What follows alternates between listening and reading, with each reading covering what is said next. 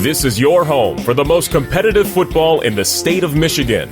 Your home for the most comprehensive coverage week in and week out.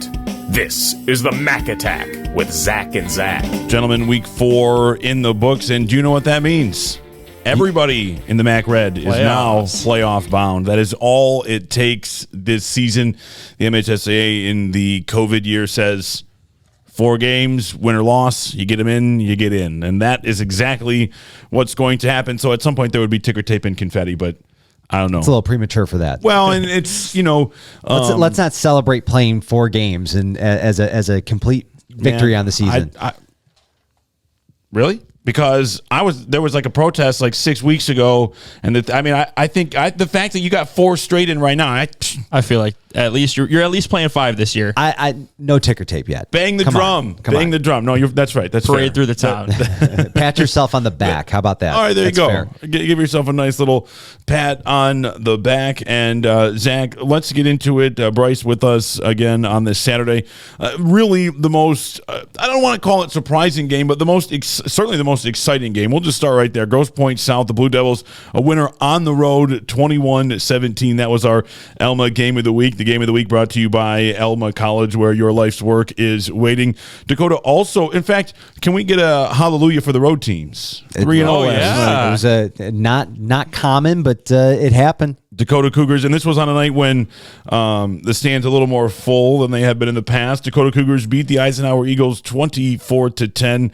Stevenson holds off the Bulldogs 14-7. As it usually is in the Mac Red, guys, some close games last night, and even the Dakota game, which had the widest margin, really at halftime was close. Absolutely. Absolutely. It looked like Eisenhower was actually going to take the lead. They did take the lead early on and not look back, but that changed at the end of the first half. You know, the way that DeJavian Stabney is able to turn the tide, and guys like him, and there are several in this league, guys like him that in just a couple of plays, or even really one play, that can just energize, jumpstart a team.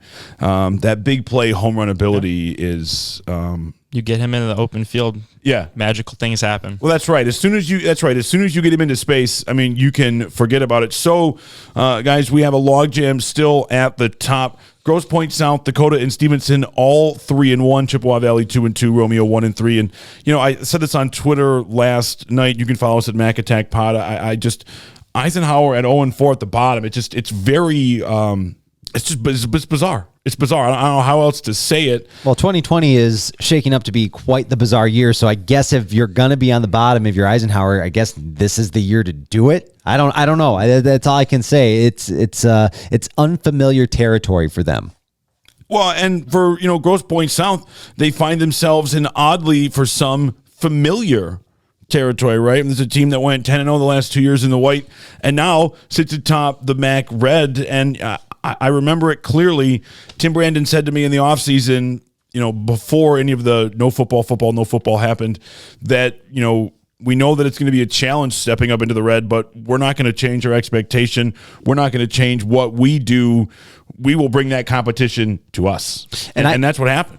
And to think now that we could potentially have a team that entered the Mac Red, the hardest division in arguably one of the hardest divisions in the state of Michigan, coming from the white, could potentially win the division this year. I mean, if you told me at the beginning of the year that they were even in this position, I wouldn't have believed you. I agree with you, But here Bryce. they are, and they're playing really well. I mean, we had them. I'll be honest. We had them at 6. And shame on us. Yeah, shame. Well, maybe, but at the same time, if you look back over the history of the Mac Red, and you look at teams that are not Dakota, Stevenson, Chippewa Valley, Romeo, and Eisenhower, you look at their record over time, and guess what it is?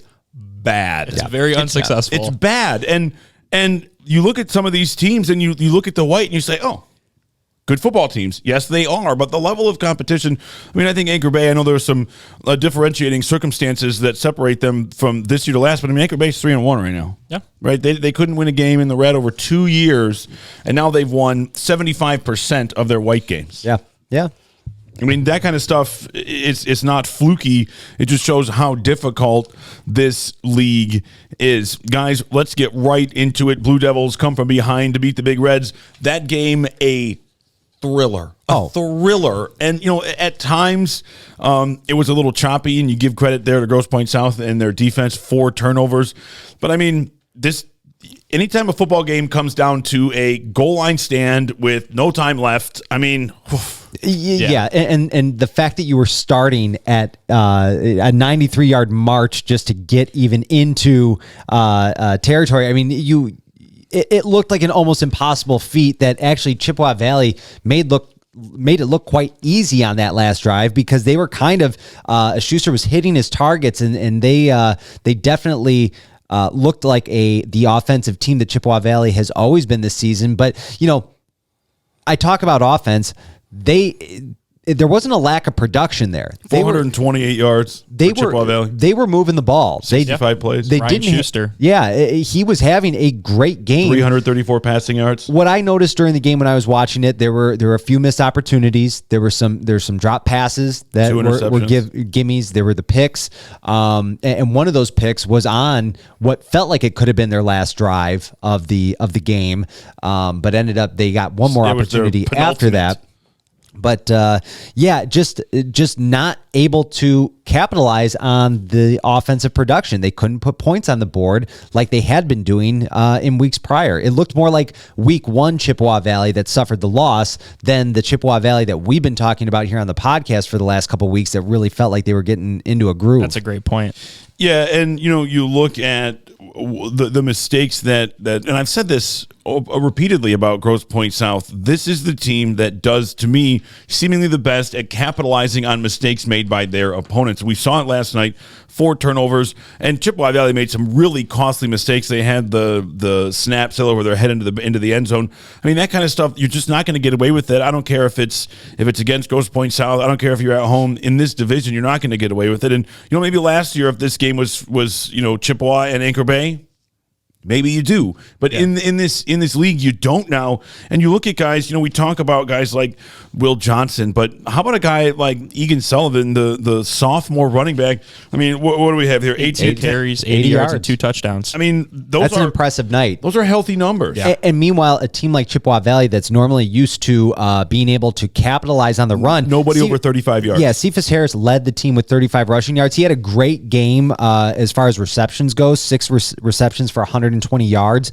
And he actually had 7 different players caught touchdown passes or caught passes for Chippewa Valley. I mean, So I mean, the production was still there. They just couldn't get a run game going, and I think Chippewa Valley needed that run game to be clicking in order to win this game, especially when it felt like 4 turnovers. Maybe they were forcing it a little too much. I mean, credit where credit is due. This Grosse Pointe South defense is good. I don't know what happened week 2 and week 3, but I know week 1 they forced 5 turnovers against Romeo, and they forced 4 here. So that's already 9 in 2 weeks. That's very dangerous. impressive. We talk about Ike's defense a lot on the podcast, and that's something that has not gone away. Ike has still shown that they're strong, but I mean, maybe we're overlooking the Grosse Pointe South defense here and what that has meant to these 3 wins so far. I think it's been the most important part. Look at these third down numbers. Grosse Pointe South, 2 of 13 on third down. Chippewa Valley, 3 of 11 on third down. I mean, you're talking about 5 of 24 on third down combined. And, we're starting to see this. And when you have the athletes to run these call them exotic formations. So I think these days the Wildcat is anything but exotic. But you saw Will Johnson last night at times taking snaps in the Wildcat. I mean, he ended up himself with 37 rushing yards and a rushing score. And only on 4 carries. I mean, that's the thing.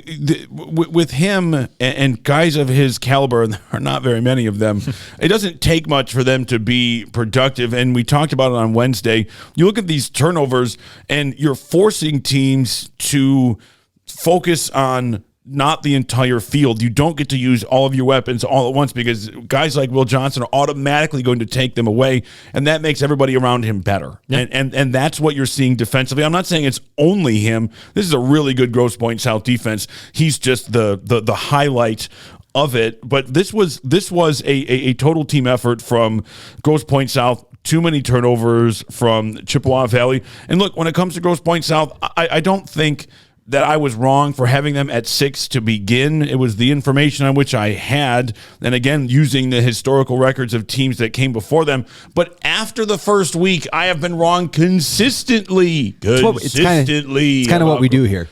They're proving us wrong. I mean, that was their goal coming into the year. Well, I want to go back to that last the last offensive drive for Grosse Pointe South. They were on their 7. It was 4th and goal. Mm-hmm.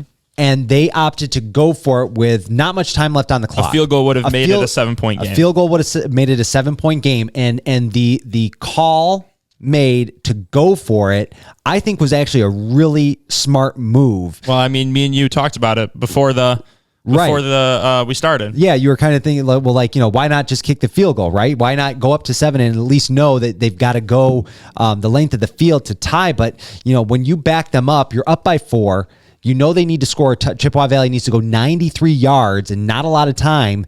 That strategy worked to their advantage because I don't want to kick off to Quillen House. You know what I mean? He get a 51-yard return. Yeah, you know what Chippewa Valley special teams can do. They're dangerous on the return, and Schuster was great on that last drive, and he had 2 opportunities down in the red zone to put that ball in the end zone, and just came up short. There was I thought it was almost going to be game over on the first attempt, but there was 1 second left on the clock, so I was like, oh, they got one more shot at it, and it just came up short on both. They opted to pass and came up a little bit short there, but that was your ball game. Our Alma College game of the week, the Grosse Pointe South Blue Devils beat the Chippewa Valley Big Reds 21-17. Travel to the heart of the Mitten and check out Alma College. You'll find a campus that feels like home with small classes and endless opportunities. The Alma commitment also means an on-time graduation guarantee, academic and career planning, and $2,500 to explore the world outside of the classroom. Moving on to the fan selection in the game of the week, and the game that was televised across the Metro Detroit area on Fox Sports Detroit, which, by the way, last night, the broadcast was awesome. I mean, watching that caliber of broadcast. And look, the streams we've been on throughout the season have been excellent, but I mean, when the camera trucks come in, sure, it's pretty a different cool. feeling. Yeah, whole new ball game. And Macomb Preps, too, they had Chippewa Valley is their game of the week as well, just like us, and their broadcast has been pretty stellar too. But I know what you mean. This is a different different ball game. It wasn't a slight at anybody else that's been doing this, and we really enjoyed what we've seen. It's just, again, when Matt Shepard's in town, it's exciting. And look, the JV and Stepney is, I mean, look, in this game, who else signed up for the clinic? Because he's putting one on right now. Good. I'll tell you, who signed up for this? Everybody here sitting down right now. I mean, you turn on the channel, that's what you're expecting. Yeah. And that's the thing. It's like, I was thinking to myself, and I don't mean this in like a flashy or disrespectful way, but it was like lights, camera, DJ. Like all of a sudden, like boom, and I know that you get this performance whether the cameras are there or not. I'm not insinuating that, but it's like, if you came for a show, like Zach said, boy, did you get one. 29 carries, 193 yards. He had a catch for 29 yards. 2 touchdowns. I mean, we're talking about, 222 all-purpose yards. I mean, and you watch him play, and it's not just the number of yards, it's how he gets them. You watch his body, the way he's able to shift. I mean, you see next level athlete, and the defense for him last week was the highlight. This week, certainly the offense, and it's just, man, you wonder, what can't this kid do? I mean, I want to see him in the kitchen. What can't this kid do? And seriously, it would be wrong on our part not to give the same credit to Dakota's offensive line as Stepney gave to his. He was crediting his offensive line for making it happen for him in these games, and hopefully continue to happen for them throughout the season. But yeah, he's giving props and credit where credit's due, because let's not forget, you can't bust through a lot of those holes unless somebody's making them for you. And there were holes. Right. I mean, hey, look. I mean, if you're a skill player and you're not going to each offensive lineman at the end of the day and thanking them, yeah, absolutely, you're not doing it right. And so, we know that DJ Stepney knows what time it is. And look, Ike's defense early on was good. I mean, this game was 7-3 at the break, and we know that Eisenhower's defense can be stifling, and we also know that at times containment, for whatever reason, Dakota's offense for limited amounts of time will allow you to bottle them up a little bit. We saw it against Stevenson. Only good defenses will be able to do it. I'm not saying that it's capable, that anybody's capable of doing it, but we've seen this happen before. But this time, instead of not submitting, but instead of not being able to figure a way out of it, like against Stevenson, whatever happened at halftime, I don't know what it was. Well, Dakota struck right at the end of halftime there, or at the end of the first half, and they had that momentum carried on into the second half. Yeah. There was no looking back after that. It was Dakota's game after the second half started, and they never looked back. You wonder if it's one of those things where, we saw it kind of happen last week too against Romeo for Eisenhower. The breakdown in the second half, 14 fourth quarter points for a team like Romeo to go and get that win against against Eisenhower. Similar thing is what we saw here. They start off strong and it's just depth. Yeah, right. Absolutely. And this is an Eagles team that is consistently putting up, between 3 to 10 points a game. We're not going to see offensive production. The defense production. isn't expecting anything more than 10 points. And then you talk about the fact that they're on the field for 35 minutes. Well, I was going to say, Bryce, can you give me that time of possession on that one for me? So Dakota had the ball for 34 minutes and 55 seconds, and Ike's offense had the ball for 12 minutes and 32 seconds. That's huge. They're tired.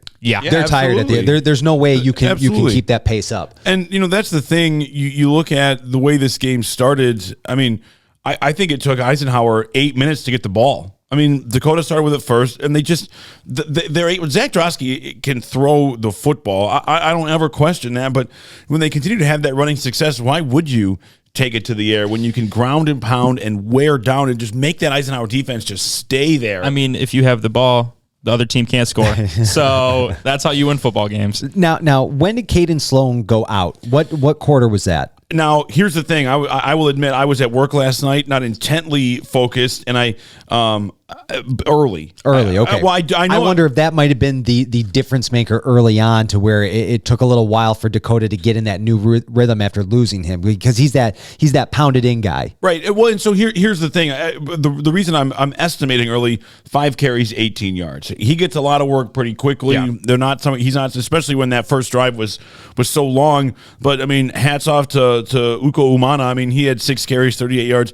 He's a great blocker in the backfield, and when asked to do more, can do more. And look, Zach Drosky himself had 24 yards, 7 passing yards. And how about Colin Krallick, the Dakota kicker? I mean, he had 3 field goals past 30 yards apiece. I mean, he has been dead on all year long. Picked up his first Division I offer last week from Rhode Island. Congrats. Yeah, so it's certainly this Dakota team. Look, we've said it. The talent rises to the top at Dakota. I think they have the most amount of high-end talent, and it shows. And like it is for Stevenson, I don't know what the extent of Caden Sloan's injury is, but when you lose a guy like Jordan Ramsey at Stevenson, other guys will step up, they'll fill in, and they'll get the job done, and that's what Dakota did last night. Yeah, and you look at Dakota, they've been in our top 3 conversation in the Reds since the inception of the podcast this season.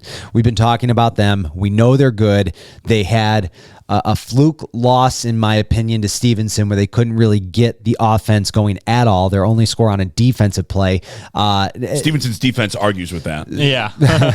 Well, at the same time, though, this is a team that's being set up right now to have, in my opinion, the best chance out of the 3-way tie to go ahead and no doubt win the division, or at least be tied for the division. They've got Romeo. Championship week is in less than 7 days. I mean, I would, if I were in anyone's position, I'd want to be in Dakota's position. Absolutely.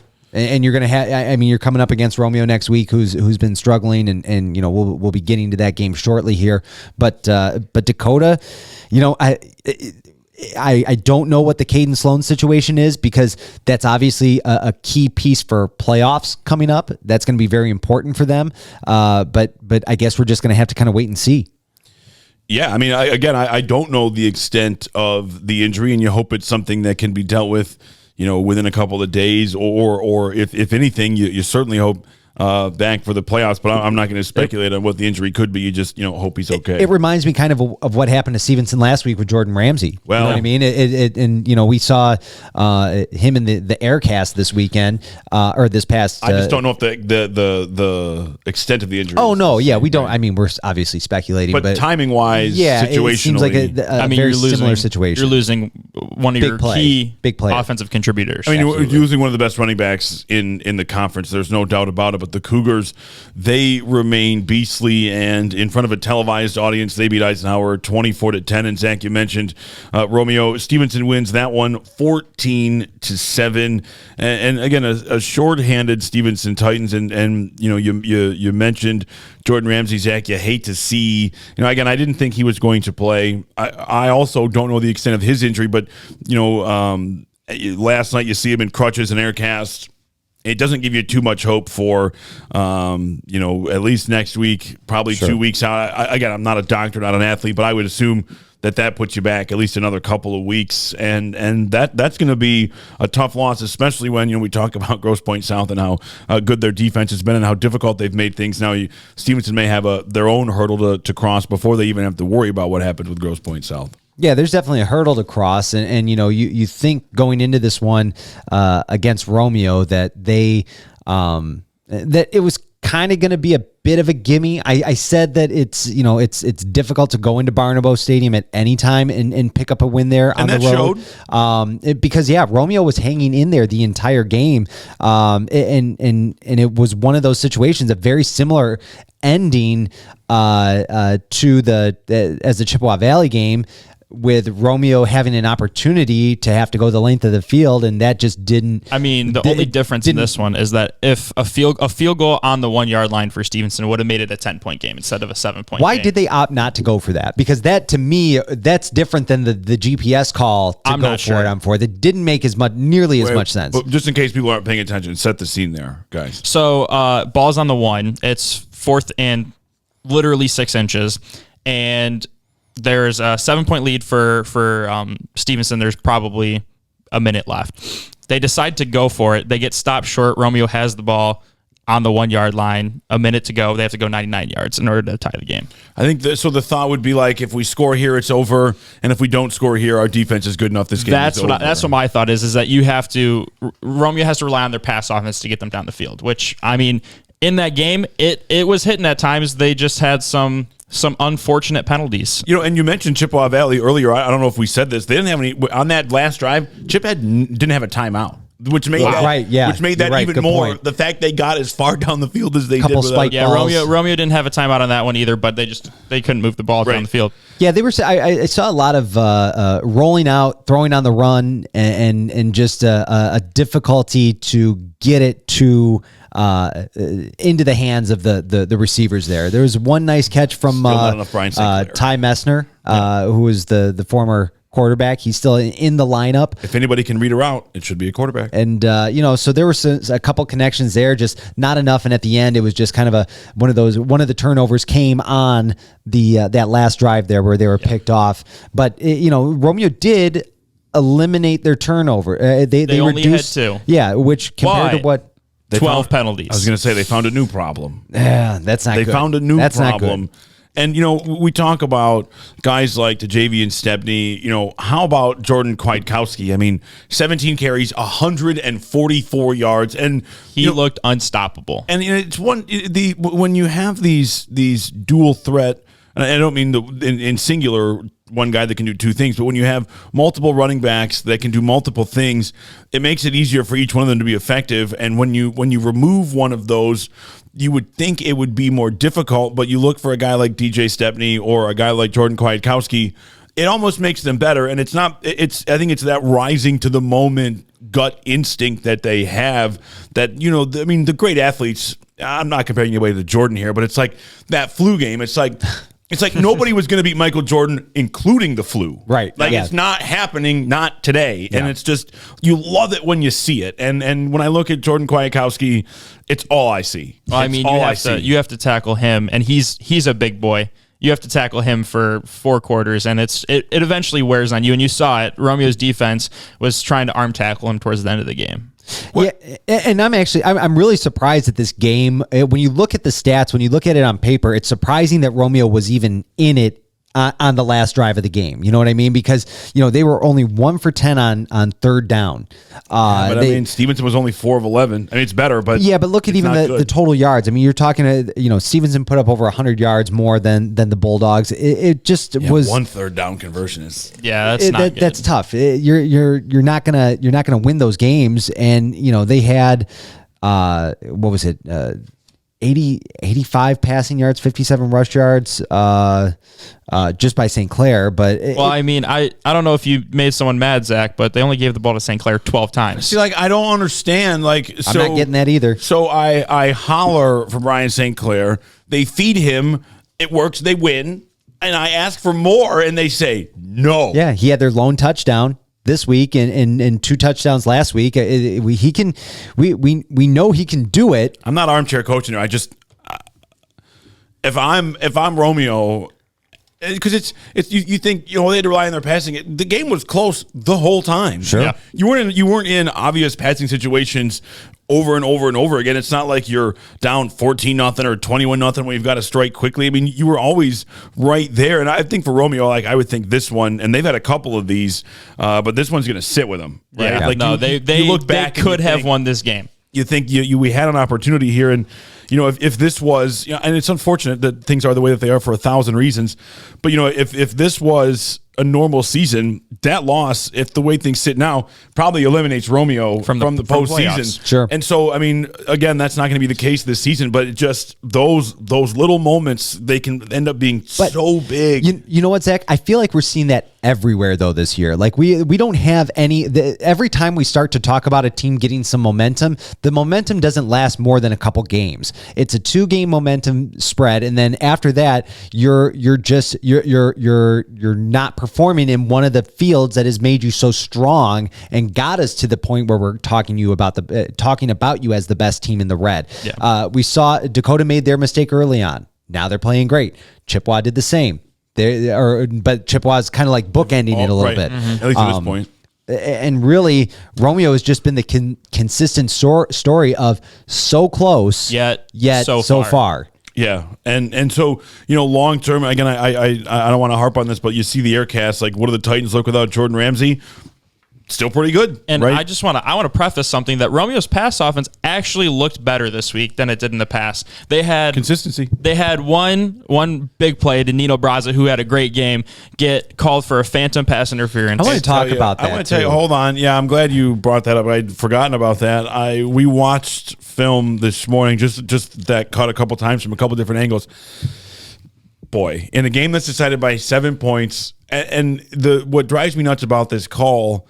And first of all, I didn't think there was pass interference on anybody. No, anybody. But I would. But the flags came out from 2 officials from two different angles, sides of the field. Immediately, yeah. It's like they both saw something that. I mean, I don't know that anybody else saw, but yeah, that's one of those things that just kind of in that, and I don't know what quarter did that come in. That was either the third or the fourth quarter. Okay, so that's something that's a big swing in momentum as well. If memory serves correct, it was fourth quarter with like 7 minutes left, somewhere around there. And what that pass was down by what the 30? I mean, it got you 35. It would have been a huge yard gain. Line, yeah, it would have been a huge gain. And so that one was I couldn't figure that out. We watched it a couple times, and there was nothing there. They had another 30-yarder that got called back because of a block in the back of the offensive line. So I mean, you take those 2 plays and where does it get you? So it's those kind of things that you have to clean up. I know one of them wasn't their fault, but you got to clean those up if you want to win games like that. Yeah, just I'm not saying this team is undisciplined, but the Romeo team is making mistakes that I'm not used to them making. No, it doesn't. They're not Romeo penalties, football turnovers. team mistakes. You don't see them make those any other year. No, one of the things about Romeo always is that mental edge. And look, guys, the final takeaway as we step away, that game again, Stevenson beats Romeo 14-7 in Northern Macomb County.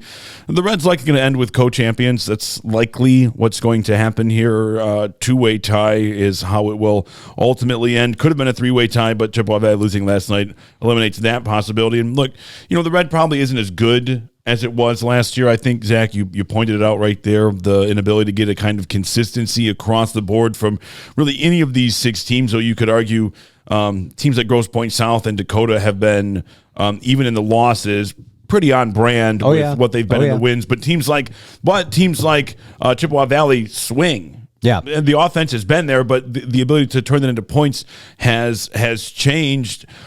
But top to bottom, the division is better. I think the introduction to Grosse Pointe South put everybody in the red on notice. Listen, you don't have a break anymore. You don't like have you did exactly. With Anchor Bay Exactly. last year. You don't get that. Who is 3-1? I'm just going to say it again. And potentially going to be matched up against Chippewa Valley in the playoffs, which would be interesting. That'll be fun to watch. We'll talk more about this on Wednesday. But Zach, the snooze to you, they change on the fly. Sure. And but that matchup held. Yeah. Oh, nice. With 2 weeks to go, that matchup is still the only way that matchup could get sweeter is if it ended up being Anchor Bay and Dakota. It's the only way that matchup could get better, just because of the direct tie, as opposed to the somewhat indirect tie. And I say that the Red maybe not as good as it was last year. Again, you want to meet one of these teams in the playoffs? No, you don't. Yeah. Well, and you don't. Let's not forget the nature of this season too. Not as much prep time. We've seen that kind of cause injuries across the division. Romeo more so than some of the other teams, but everybody. Yeah, but now everybody is. Out, I know. Ramsey's out. Big it's the players. Injuries this year. The injuries this year are a key element of what we're seeing happen, and that changes everything. And I think you're seeing this all across the state. Yeah, this is just sure. not unique to the Mac Red or Macomb County. Unless you're Belleville or Davison. But yeah. But yeah, no, I think when we look at this, Zach, we gotta just take that into consideration. Absolutely. That this is a tough year for everybody, and I don't know if it necessarily speaks to the caliber. Truer words have never been spoken. A tough year for everybody. Truer words have never been And spoken. it ain't over yet. I don't want to see the season finale. I'm talking about the 2020. Let's just hope there's not a sequel. Why'd you have to say that? Especially in this era of like everything, a sequel or a reboot, a reimagining, a different universe. Knock on wood. Don't want that. So looking ahead really quickly to next week, Grosse Pointe South at Stevenson. That is somewhat of a de facto MAC Red title game, though depending on who wins that one and who wins between Dakota and Romeo, we could have a two-way tie. We could have an outright champion. Not exactly I'm going to sure. go out on a limb and say Grosse Pointe South Stevens is probably the game of the week. I think so. I mean, that one certainly has the most on the line. None of the Dakota fans have anything to say about it, And because this is true. They are our most active of the bases. Dakota plays the social media game the best. There's no doubt about that, and we certainly appreciate it. Chippewa Valley at Eisenhower, and Hopefully for Eisenhower, an offer in the red. For a team that's been a staple for so long. Yeah, we get they do not want to be been to 5 title games, like they 8 do not regional want to be championships. the new Anchor Bay. They do not want to be the new Anchor Bay. I mean, and I wonder. This is off topic. I won't dive down the rabbit hole, but not that I'm worried about Eisenhower getting moved out of the red. It's not going to happen ever. They're too big. They're too big. Yeah. I'm not suggesting this, but the MAC runs in 2-year restructuring cycles. What do you do with this year? I feel like you just have to skip it? You have to set it aside. You know what I mean? Like, do you start the cycle next year? That's what I would do. You know what I'm saying? I think you should. This had nothing to do with Eisenhower specifically.